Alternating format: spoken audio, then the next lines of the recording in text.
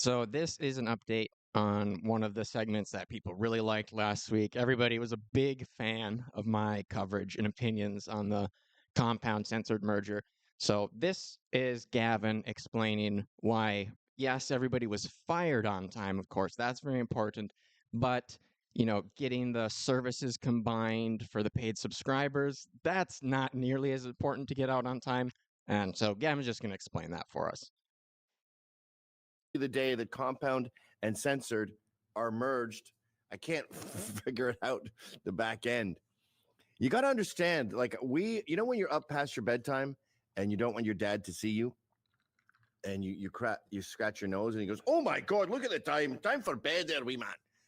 That's where we're at with a lot of our technology. We don't want to rear our ugly heads. I was just banned from Twitter this morning. He's blaming the planned. Technology. Yeah, and it's like you reared your head. Yeah, but this is a planned merger, so you knew you were going to have to do it. Why are you acting like it's this impromptu? Oh shoot, I guess we got to do that too. This was all known ahead of time. One of the biggest problems every company has is they don't want to adopt new systems because even if the new system is better, it's going to cause problems in the update. No, 100%. But somehow Gavin didn't see this coming. Of course he didn't. On July 4th, I guess they found me. So we got to update the apps, but we want to do that very carefully. So the plan is to keep both apps going, Compound and Censored, update material. I'll put up some of the, I'll start putting the censored content on Compound Media.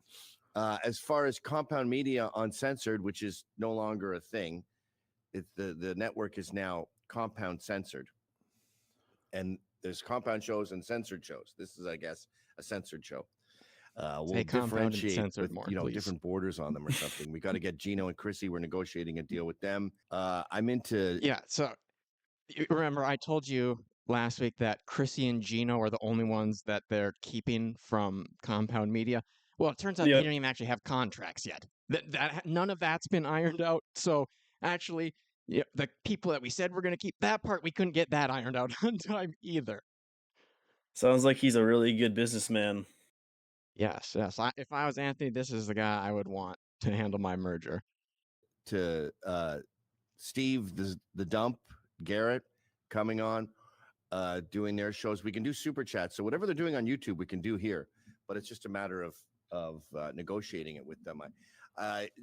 Chrissie and Geno can do their show here. I'm fine with that, but I don't allow guests here, and I don't think they like that. So I offered them. Yeah, and no guests, which huge part of their shows, especially Geno. Yeah, so, what? No, you can't do that. No guests in the studio. Wait, why would that just really limits what you can even do? That doesn't make any sense to not allow guests. I wonder what his reasoning is behind that. Well, I think his reason is because he's Gavin. He probably doesn't want to make his address public to a bunch of people in his studio and stuff because a lot of people hate Gavin, and he's probably gonna have to deal with getting doxxed and a bunch of BS if that happened. So I would think that's why. And plus, the types of people that like Geno is gonna have on a show, I wouldn't want in my studio either. I wouldn't even really want Geno in there, but I think he's doing it as a favor to Ant because Ant feels like he owes Geno for some reason. Okay. That kind of makes sense. I guess that from that standpoint. To try it here with no guests, and then if they don't like it, work from home. We could do a promo code, commission, or a salary. We're working all that out with them, with everyone. But as far as like paid employees, it's just Anthony just wants to focus on his show. He doesn't want to know there's a studio in New York. He doesn't want to deal with salaries and all that stuff. And just can't be bothered with any of it. It's crazy. It's such a suit move. Just hands off, somebody else do the dirty work. It's crazy. Yeah, that's pretty battle. That means he literally doesn't want to do anything with it. He just wants to literally make someone else do it instead. Yeah, he just wants to do his show, basically. Mm-hmm. I already have an engineer, so I'm going to do Anthony's show through this studio with Ryan, and that means that a lot of people are out of a job. But I mean, that guy was grossing basically as much money as us, but he was paying like 10 people and crazy fees for hosting video and all this other stuff. So we inherited Yeah, and so then Gavin basically just goes on to call Compound Media a leaky ship. It says, "Oh, isn't this? It's so great that we've inherited this mess." And Yeah. yeah, it doesn't honestly seem too enthused about it. I don't know if anybody is happy with how this merger went. I think I everybody's disappointed. Yeah, I mean, it doesn't sound like, I mean, being in his shoes cannot be fun either, having to deal with this.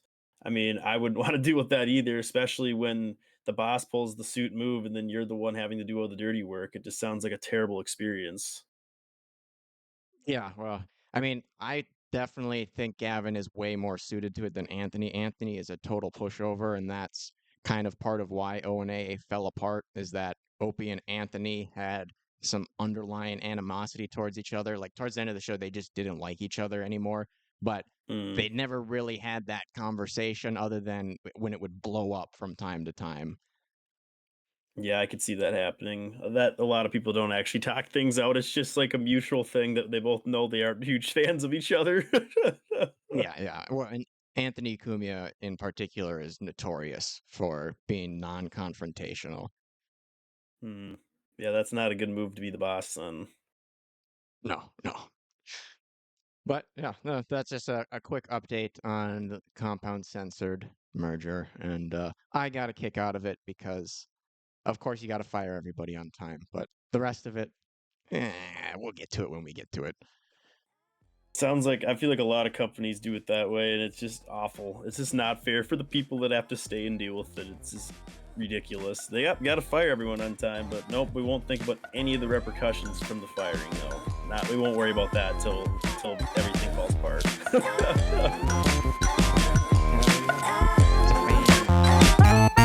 fan.